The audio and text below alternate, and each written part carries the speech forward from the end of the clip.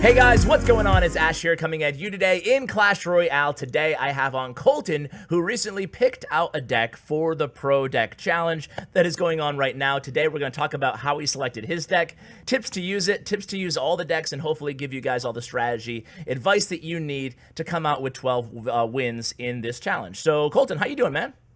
I'm doing good. Thanks for having me on again. No problem. You said you were over in Spain. How is that going over there?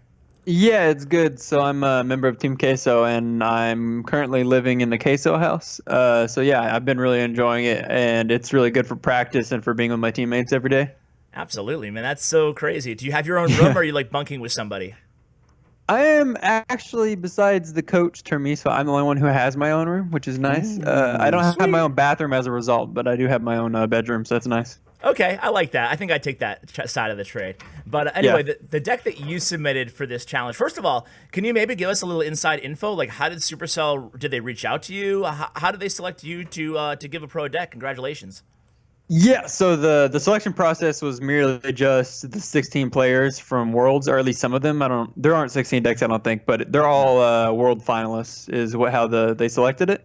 And NGE reached out to us, the people who put on the CCGS. So they reached out and they actually asked for two decks. The first deck I gave them for myself was the P.E.K.K.A. Zappy's Goblin Hut deck, and I just picked that because it's like meta deck. Yep. And I was like, well, if they pick this one, at least I won't be giving someone a troll deck. Like they can win with this, obviously.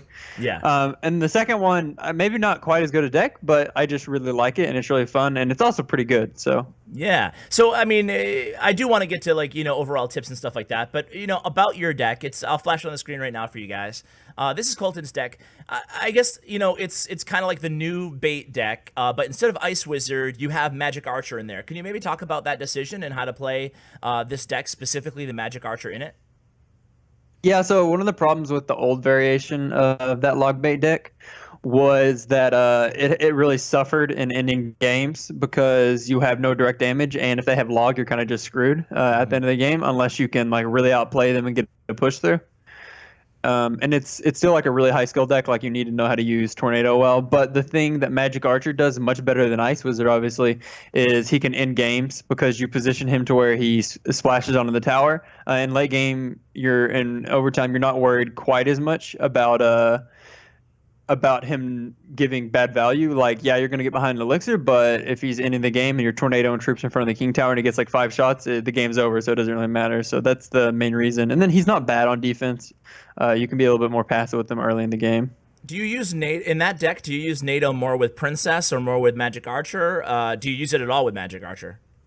You can use it with Magic Archer, but I would heavily suggest already. So typically, Magic Archer will go same lane as your opponent's offensive push if it's like a beatdown, and then you go Princess like far away on the opposite lane, and then you tornado with both of them. Oh, okay. The dual tornado. I like that. Okay, cool. Yeah. So looking at this, the rest of the decks in this challenge, obviously, guys, in case you don't know already, it's a blind challenge, meaning that you can't decide which deck you get. There's one free entry, 10 gems after that. Also, your cards do get leveled up and unlocked if you don't have all the cards, so everybody can play in this challenge. Now, I noticed that every deck has a small spell, so at least every deck has Zap or Log, and most of the decks, except for yours and one other, I think, has a big spell. Also, there's no Graveyard, no Lava Hound, no Three Musketeer, and there's a lot of kind of bridge spam, P.E.K.K.A. control, and also hog decks. So knowing that kind of what we're looking at in terms of the competition, what type of strategy are you going to use? Maybe before we get into the actual deck selection, maybe you can talk for a moment about strategy using these blind challenges. Like no matter what deck you have, what should you be looking out for, and where's your mind going to be at early game? Well, I guess it depends. So if you're a really skilled player, since it's a free entry, it's often pretty easy, so you don't have to think as hard. But I mean, for like the normal person, and what I would advise if you just really want to make sure you get 9 wins is go to the like link or whatever, and then look over all the decks, so that after you see a couple times, you already know what your opponent's playing. And then, so as far as like early game, I would say use that time to assess what their deck is. So you're not like caught off guard if your opponent has P.E.K.K.A. Like you can recognize that your opponent is playing one of the P.E.K.K.A. decks before you play your giant at the bridge or something like that, because that can be a mistake that costs you the game. And instead, you wait for them to play their P.E.K.K.A. for example, and then giant at the bridge on the opposite side. Things like that would really help you. And then early game, play passive. Don't ever like start the game with a battle ram at the bridge, for example. Maybe a hog because it's fast moving and you can play defensive after that. But don't give your opponents time to build up a push. You want to just defend early on, and then a lot of the times these decks, a lot of the bridge spam decks are the kind of easier ones to get a high win rate with, or that have a higher win rate. And you really just want to focus on defending first, and then just overwhelming your opponent afterwards. Do you think that any of these decks are really worse than the others? To just put it bluntly, do you think there's one deck that you're like, oh crap, like that one you're going to be kind of screwed if you're going against a good player? Because these were decks given by pro players, I actually don't think any of them, like, there's no vitamin C, for example. Yeah, they're all pretty solid. Yeah, they're all pretty solid. I would say for this would be from my point of view. I do think, and looking at the win rates, I think this confirms it. If you're like a normal player, if you're not a pro player that already knows how to use most of these decks to their fullest ability, I think the things that are going to be hardest to use are like the Expo Pump decks, ones that have really odd and like off meta play styles. And then maybe even mine, although I did check and mine was hovering a little bit above a 50% win rate. Like I said, the ones that had the best win rate on Stat Royale were the bridge spam decks. Makes sense. Not too hard to use. But yeah, no bad decks in my opinion. Yeah, it's funny. I'm looking at the win rate right now, and I'll flash on the screen for you guys too, just so you can kind of have an idea of what you might be getting into here. You're right. It's P.E.K.K.A. bridge spam, Yao Yao, Adrian Piedra, number 1, 2.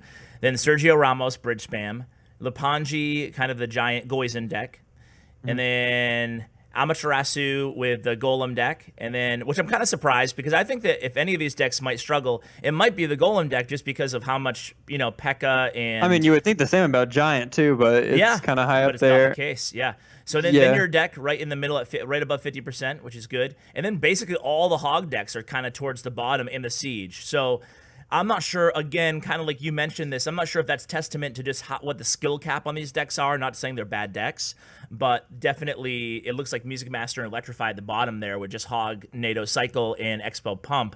Maybe talk about these Hog decks a little bit, Colton. What type of strategy should you have knowing you're going to be going against mostly bridge spam and either bridge spam, another Hog deck, or a beatdown deck? What type of strategy should you be implementing when you're playing one of these Hog decks? Yeah, so thinking about it, actually, I would say for this challenge at least, I think the Hog that Electrify submitted is probably the weakest, just because the matchups are kind of bad, but also because it's a ladder deck, and it's a ladder deck that you have to have a lot of games on to defend with well. It's the same as like 2.6 or whatever, where you really have to use that Musketeer and Tornado to its like fullest potential and absolutely cycle well, and that's a kind of deck that's more difficult. But I mean, really, you just need to focus on using Tornado and Musketeer to defend all the pushes, and then using your cycle troops, Goblins, I believe, and Ice Spirit or Ice Golem to just pull things the opposite lane. I think a big problem against bridge spam, especially when you have like princes coming in, you need to be using like Ice Spirit, Musketeer, or like Goblins to take out the ram, but then you need to be using Ice Golem to pull everything to the opposite lane, and then just maximize the time you can of your defensive troops being on your side of the field and the towers assisting them, and then you can counter push and have some good damage. Okay, yeah, it seems like, yeah, you're right. Like all these Hog decks kind of maybe not necessarily something bad of the creators or of the pros who submitted them, but definitely just kind of challenging given what you're going against. What about when you're playing a beatdown deck here, Lepanji or the Golem deck? When you have one of those decks at the beginning of the match, you got to, again, be prepared for either going against Hog or be prepared for going against... Basically, your deck is like the only outlier, right? Everything I feel like is either Hog, Expo, or Bridge Spam, right? So, yeah, knowing that, playing a beatdown deck, obviously you'll have no problem against Expo, hopefully. But what about when you might be going up against a P.E.K.K.A. deck or, a P.E.K.K.A. deck or a Hog deck? So if you're playing beatdown and you recognize it's P.E.K.K.A. or if you think it's P.E.K.K.A., and even for like the other decks, because a lot of them have Inferno Dragon, I mean, it's the same as usual. Try not to overcommit early on. Don't just throw stuff down at the bridge. You want to make sure you try to bait out the like Inferno Dragon or P.E.K.K.A first, and then afterwards go with your tank push. Or I think it's really important too. With beatdown is to make sure your opponent's win condition is out of hand, and then play your beatdown card at the back. Or if you counter push and then have a bunch of surviving units, then put your tank in front. That's just kind of like general beatdown tips that are going to help you in any situation, not just this challenge. Of course, yeah. So what if your opponent is just holding their P.E.K.K.A, for example, and you have like a giant or a golem deck, and they're just holding the P.E.K.K.A? Should you ever consider pushing opposite lane, or should you just try to wait till double elixir time and get like a monster push against them? I don't. Well, I mean, there's situations in double elixir, like if you have counter pushing units where you put your giant in front anyway, but otherwise you can just play it as if you don't have a giant and then just focus on defending, and then maybe try to overwhelm them with like your princes and the prince deck. Okay. And then they're either going to take damage or they're going to be forced to play the P.E.K.K.A in many situations. It could be a little bit harder against, like, I mean, obviously if you're playing a pro player, it's going to be really difficult because they're purposefully not going to play it, and they're also going to know how to defend against like the spam of the deck. But I think in most situations, like if you defend with the prince and then put a dark prince with it, they're either going to take damage or they're going to have to be playing that P.E.K.K.A, and then you can go giant opposite lane. Okay, great. I think we talked a lot about the matchups here. I just want to, before we let you go, I kind of want to go rapid fire down all of the decks, and maybe if you can kind of give me a quick synopsis of maybe a common mistake or just a tip on how to play the deck when it comes to single elixir versus double elixir time. So just basically a thought on one of those topics on the deck. So we'll start out with the Yao Yaos, which is the P.E.K.K.A, Bridge Spam, Battle Ram, Bandit deck. Yeah, so I believe that had the highest win rate. Just don't be over aggressive. I would like to play. Well, I mean, if you're gonna like start the game aggressive, just throw like a bandit down, but don't do anything else. Just wait and see what they do, and then yeah, that deck is all about just defending one push and then just spamming everything, and then going like battle ram or dark prince or bandit or whatever. Okay. Adrian Piedra's deck is very, very similar, but any other, what's the only difference? No bandit, I guess, and ice. Yeah, a couple cards differently. No, but overall, basically the same deck, same thing pretty much. I would say the same thing, yeah, and kind of with the both of them. I think in most of these decks, I think almost all the matchups, except for against my deck, you're gonna want to save that P.E.K.K.A and not just play it at the back like willy nilly.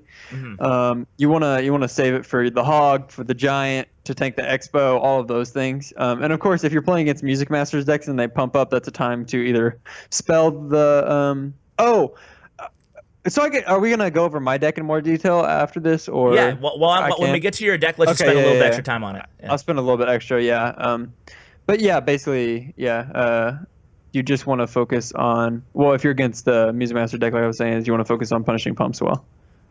Okay, cool. Sergio Ramos, another bridge spam deck. This one's a little bit different. It does have Magic Archer as well as Royal Ghost. So how are you handling this one? And Inferno Dragon. So this is interesting. Royal Ghost, I mean, every card you want to try to defend with it first, but Royal Ghost, not bad from the back. And then also, I don't know, if you're against a deck that doesn't have a ton of like ground options, it's sometimes good at the bridge to sneak through.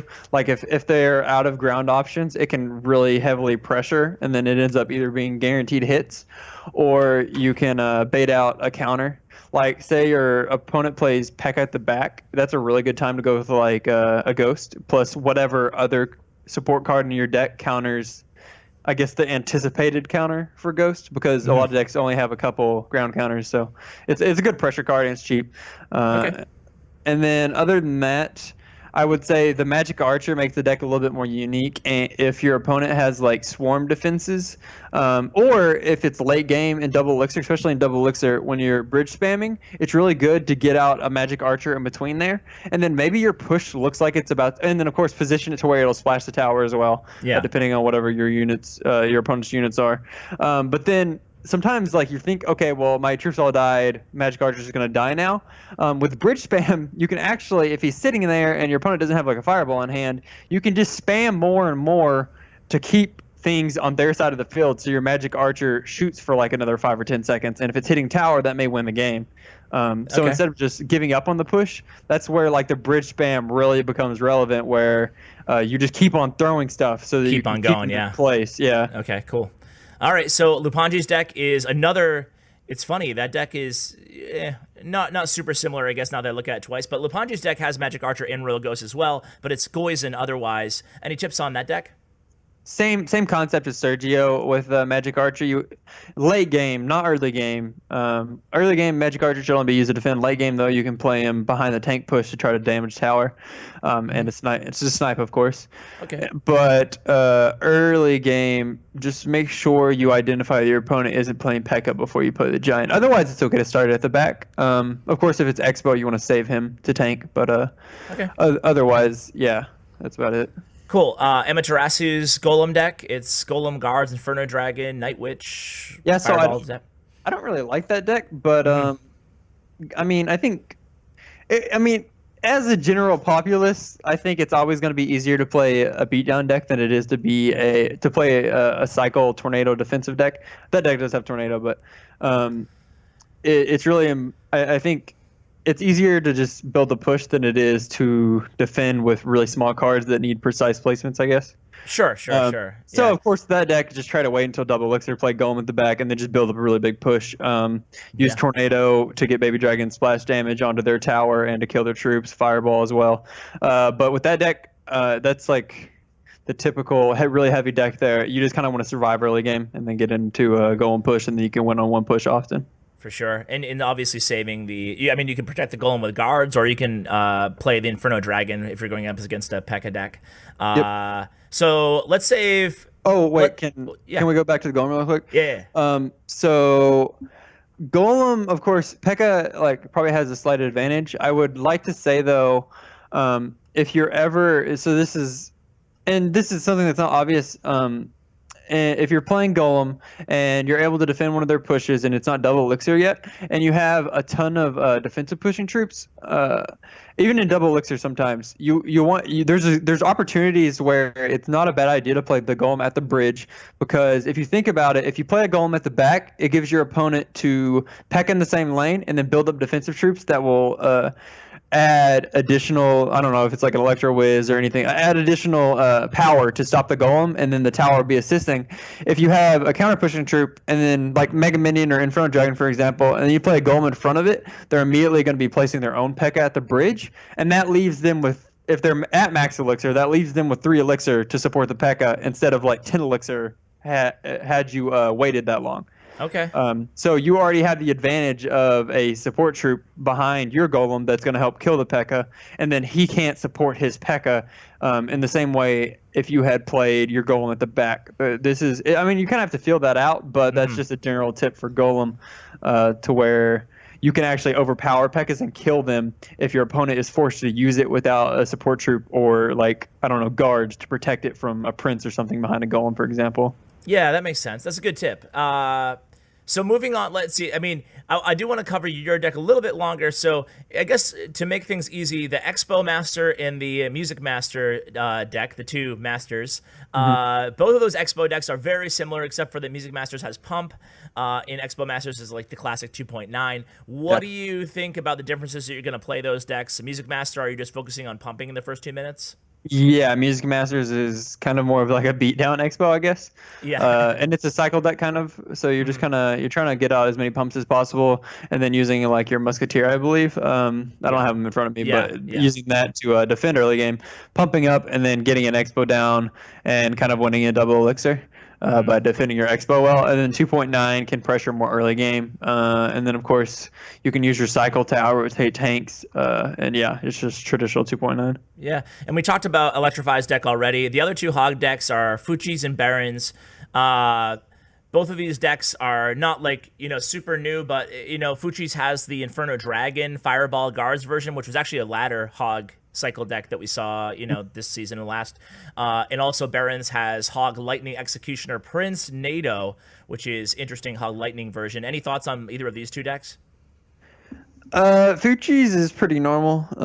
I've used it and won with it several times. I mean, I went out undefeated in the challenge, but his felt good. I mean, not as a bragging point, but as I'm a pro player, so I probably should, and it's a free entry. So yeah, it'd be awkward if you lost with only your own deck or something like that. That would be funny. Yeah, I totally would have posted that on Twitter if it happened. Yeah.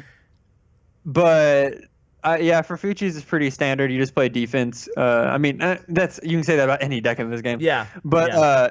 you want to focus on his deck. You want to focus on defending with Inferno Dragon really well, and then I guess something with hog decks is often, especially with like decks like Musketeer, Inferno Dragon, these kind of strong counter pushing units, and hog decks in general, you want to be playing your hog at the lowest elixir possible, so that your opponent, and oftentimes you want to go opposite lane with him, so your opponent has to choose what they have to counter. Especially when you're against heavy decks, this is why hog can often give like golem problems, for example. If their hands are and their average elixir cost is really heavy, it's like you never want to be waiting until 10 elixir to play your hog at the bridge. You want to be doing it like on a counter push when you just get 4 elixir.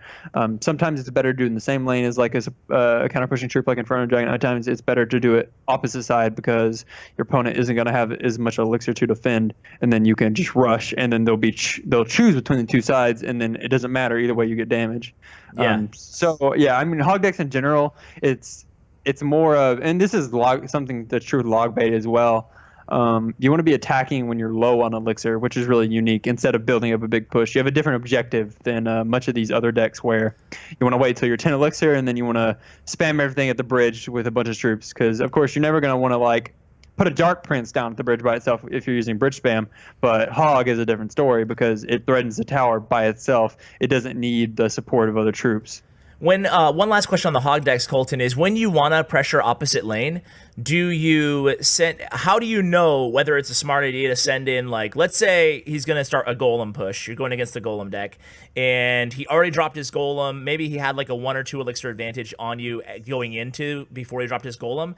So how do you know when to drop your hog, or when do you drop your hog guards or hog minion or hog even ice spirit? Like, how do you know when to invest a little bit more in the counter push? So against the golem deck that is in this challenge, you would always want to use hog plus minions, for example, because he has tornado, and otherwise tornado is going to get a positive 1 elixir trade and just kill the hog in the middle, or it'll be activated king tower. So you need to pressure additionally with it, and that'll make him use additional troops. Another thing is if they're using golem or a pump in like a single elixir, and you typically want to support the hog less, but if it's double elixir, of course, you need to commit more. Otherwise, they're just going to ignore it. Another thing is really important is, yes, it's good to go opposite lane pushes with hog, but this is another situation where you don't support it. If the tower only has like 500 HP, don't support the hog, because if you go like 7 elixir on that side, golem decks always have the option of just ignoring it and taking the damage and then letting your stuff die to the king tower, because it was like 500 damage. Why would they care? They're just going to build their push and have a 7 elixir lead. Sure. Okay. Yeah. Good tip. Hey man, it leads us to your deck. So tell us how we're going to be playing this thing. Yeah, so it's like you said, a really big spell, so you're not going to be getting spell value when your opponent stacks troops. It's more about, I mean, your starting plays are kind of like, you can go Goblin Barrel onto the tower. I would try to avoid getting Tornado to the King Tower, so maybe put it in a position like in the corner where you're more likely to get more damage if they do that. And other starting plays are like Princess or Magic Archer in the back. But really, this deck is all about the pressure. It has the double like super ranged units, Princess and a Magic Archer. So whenever you can, you're always going to be wanting Princess in the opposite lane of their push, and then Magic Archer in the same lane. You're going to be wanting, early game at least, you're going to be wanting to start them in the back. And then just using like your Prince and your Goblin Gang to damage down pushes. If you're against Pump, there's only one Pump deck, Music Masters. You don't have a direct damage spell, so what you do in that situation is you immediately just spam Prince, Goblin Gang, and then Goblin Barrel onto their Pump at the bridge. Okay, all right. And then there's very rarely is your opponent actually going to be able to defend that with only 4 elixir, because it's such a high pressure situation. And again, the thing that like hard counters it if you're like a really good player, I think, is 2.9 Expo, because you don't really have a true tank or a spell to take it out, and they can fireball your Magic Archer from range. So that deck is a really bad matchup, and that's why the deck isn't quite as good as when I gave it to them like 2-3 weeks ago. But yeah, it's really about getting that pressure, and then late game, of course, you're gonna. And then I mean, usually you want to be using like your Goblin Barrel with your counter pushing Prince. Oh, and something else is if they. So say, let me give you like a defensive situation. So you had Princess opposite lane, princess opposite lane, and then they push on into the lane. You have your magic archer, and then you use prince. If they have log, something that you should do on those pushes is throw your goblin barrel really far, like a couple tiles behind their tower, as your prince is charging across the bridge, because oftentimes they'll be so scared by the prince that they'll log immediately, and then this push will like almost always take their tower. Because your prince will be going towards them, and they'll stop the charge of the prince, but they won't hit the goblin barrel, and the prince is tanking. That's so the good. Yeah. A ton of shots. That's good advice there, because yeah, you're right. People are concentrating on the prince and making sure they want to stop the charge, and they do that early log. Yeah, cool. And then they panic and have to use a troop on the goblin barrel and the prince. And if they do manage to defend that, like I said, like if you have a counter pushing magic archer already behind the prince, the magic archer will start shooting and maybe hit the tower, and then when it gets to the magic archer, you can tornado it backwards and then hit the tower even more. And that's like my favorite push with that deck. Okay, cool. Yeah. You make them miss their log or whatever. Of course, don't do this if they don't have log, because there's no point in trying to juke a log if they don't have one. Yeah. And then the other thing is just, I mean, this deck is really offensive. Like, it's about pressure and offense. Like the defense is sometimes lacking. Yeah, but it's all about pressure, and that's why it's really fun for me. Lots of tornado plays to be made. Yeah. My recent video, I did a bunch with tornado, so I love the card, obviously. Nice. And yeah, those are the main things. The only other thing I really think of is oftentimes if they have like a log or a zap, you can use prince and goblin barrel in the same push, and then bait that out, and then finish the game or get damage with goblin barrel. It just depends on the situation and what their rotation is. But it's a bait deck, so bait out the log, and then just have a lot of pressure with your snipers, basically. Yeah, man, for sure. And I think that but maybe only 3 decks, it looks like, I think, have log. So you might be going against Zap more often anyway. So hopefully you'll be in a good situation with this deck. But hey, Colton, just wanted to thank you again for coming on, dude. Always a pleasure having you on the channel, and congratulations for submitting a deck. We'll hope that the percentage goes up a little bit, but so far, as long as you're winning, I think it's a win, right? Yeah, but 50%, that's the dream. It's a hard deck, so it is a tough deck, but it's a good deck. And I like, and props for including the Magic Archer too. Yeah, he's really fun to use. Yeah. Do you think he needs a buff, or are you happy with him?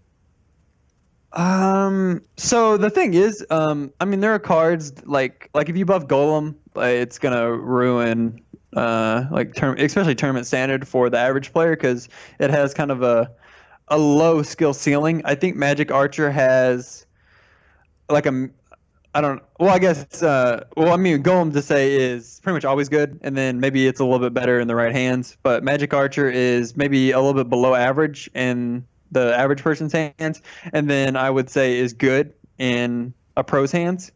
Just because it's all about angles, it's about protecting him. Same as Princess, they get more value the longer they're on the board. Mm-hmm. So I would say he's strong, and he's used in competitive in the hands of pro players. So I'm afraid he would be like the best game. He would be the best card in pro play if he was buffed.